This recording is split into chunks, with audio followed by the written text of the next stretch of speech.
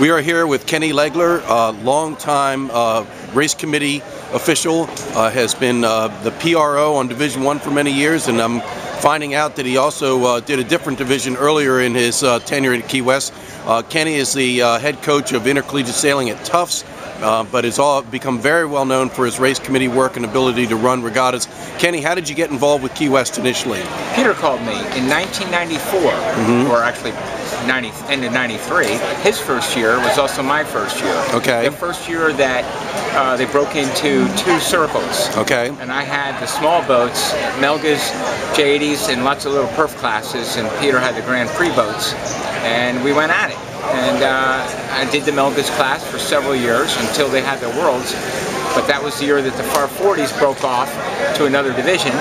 So we went to 3 circles, and I took the Far 40s and some other similar classes. Dave Brennan came in to do the Melgas class, and I've been essentially doing the big boats ever since, at least in this last decade. Now, in Far 40 in particular, and at one point the Far 40 had 18-20 boats here. It was the premier class in this regatta and one of the premier classes in the world. And I always heard from the professionals on board those boats how much they appreciated your race committee work, the way you communicated with them, the way you ran the races. What are some of the kind of tidbits that over the years you feel are important to the racers that they want out of you, the PRO? Well, they'd like to know when they're going to race. Essentially, they want to know that if you're going to start on time, they want to know that. If you're in between races, they want a heads up as to when you're going to race. If there's some reason why you're postponing, they want to know why. And I would, if I were racing, which I did. I've been a racer my whole life, so I appreciate that stuff too. Plus, I love to watch the race, so I can see what's going on. I watch the wind, and I watch the boats, and I can guide the next race and let them know what's going to happen from a race management point of view, so that there's no mystery involved whatsoever. Oh, and by the way, we had 37 boats at our peak for the 40s. Yes, one less than the class record. I think they had 38 at a Worlds once. Well, now you've seen some great racing down here. Do you have any memories of any particular duels or classes or boats that just, I mean, again, you're the PRO, but it also must be fun watching these boats compete, and it's obviously very tightly contested. I bet some of those starts in the Far 40 class back in the heyday were quite frantic. They were. The first time I ever run a large line for a new class, they're not used to my style of catching as many boats as we can rather than having a general recall. Okay. And so the very first year we had Far 40s, we had a bunch of them over early, our first day, and they learned very quickly. Right, that there would be no general recall? Right. Yeah, they said, how can it not be?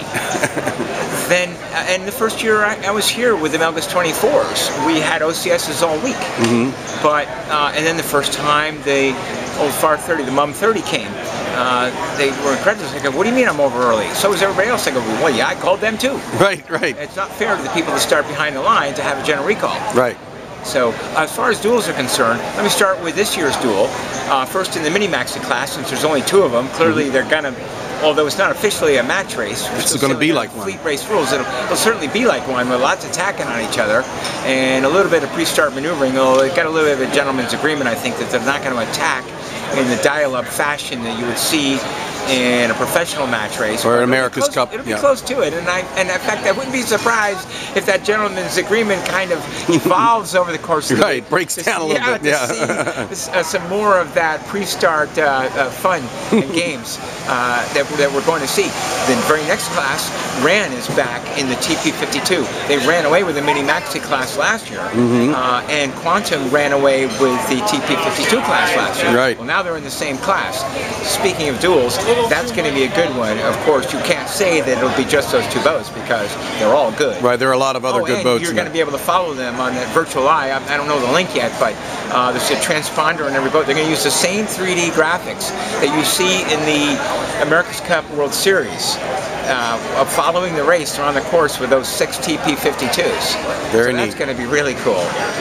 The Far 40s and the Swan 42s, nobody's new that are sailing those. Those are older, very mature classes, so that everybody in those classes are good. They're maybe not the best in the world, but they're all really good.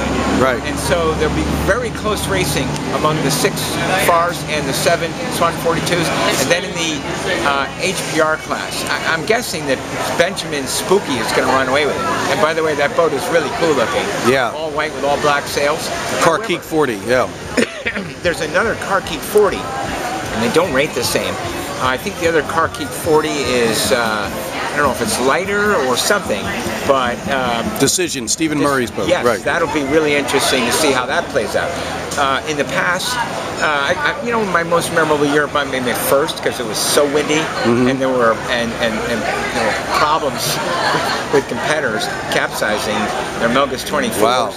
And you know, it was tough for us on the race committee too, but we managed. And yeah, there's been some interesting challenges for us, but certainly more so for the competitors over the years with the level of competition at Key West. Now, Ken talked about how long he's been coming down here, but there was one year that Ken was unable to make it. He was battling cancer, could not fly and get down here. Ken, you've recovered, which is amazing, and it's great to see. Obviously, all of us that love you, and we're glad that you're still with us. Talk about that fight with cancer and how you beat it, because not everybody is when you get cancer, there's a very low number of survivors, and I don't know what your prognosis was, but... Well, initially it was terrible, but I told that doctor there was something wrong. Given this day and age, I figured the odds were much better than he was telling me. And also, there were all these other positive factors. In fact, in the end, it kind of worked out that everyone else fought it for me. Right. And my job was simply to follow instructions, because I mean, people were insisting that I get better, because they apparently wanted me to get back to work. Right. In fact, no more so than Premier Racing here. They not only paid me when I didn't show up, not only gave me all the swag and a bottle of Mount Gay with my name inscribed on it, but the people from their office came from Marblehead to Reading, picked me up, drove me down to Boston for daily irradiation treatments, waited around, drove me back, then went back to work in Marblehead. How can you not? I mean, you have to, you know, do whatever you can if people are going to go out of their way that far to help you. Right. So I really didn't have any choice in the matter. I had to follow instructions and get better. And how quickly did you become cancer-free? When did you realize that you were, you know, out of the woods? Cancer, of course, is different. Every case of cancer is different. There's a million different kinds of cancer. In my case, I never felt the cancer itself at all. Really? It's the treatments that get you. Right. I went through 3 months of chemo and then 2 months of radiation. But radiation takes 6 months to recover from. A year to recover from. Right. So that was. I mean, I remember falling asleep in my coach boat 9 months after I was diagnosed, and 4 months after I was done treatments. I had to sail the blind worlds only 3 months after, and that was challenging. I lost a ton of weight because you can't eat I couldn't even swallow a drop of spit for 3 months. Wow. So everything I had went into a feeding tube, which kind of sucked. I was glad to get that thing came out just before the blind worlds. I convinced them that I was getting enough calories orally that I didn't need it anymore. Right, although you probably did. Oh, I think I was anyway, but I essentially made up the exact diet that was the required amount of calories to get the thing yanked out, so they yanked it out right there, and I just popped up and said, I'm out of here, and I went sailing. Now, we'd be remiss if we didn't talk about the rest of the team. You are the PRO, but you can't do it without a good team out there on the race committee boat with you. Who are some of the folks who have been helping you on your course over the years? First of all, the lack of turnover is amazing that everybody's back from last year. On our boat, it's the exact same crew, and on the other 4 committee boats on our course, almost the exact same.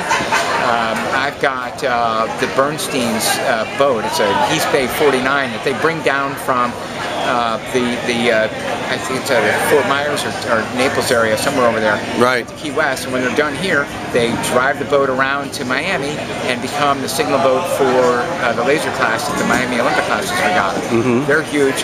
They're back for the many years in a row. I forget how many. Nick Langone is my timer's back. Ellen Osmond, who's over here in the race headquarters. She is my spotter, helping me figure out who's over early. And Sally Smith is this.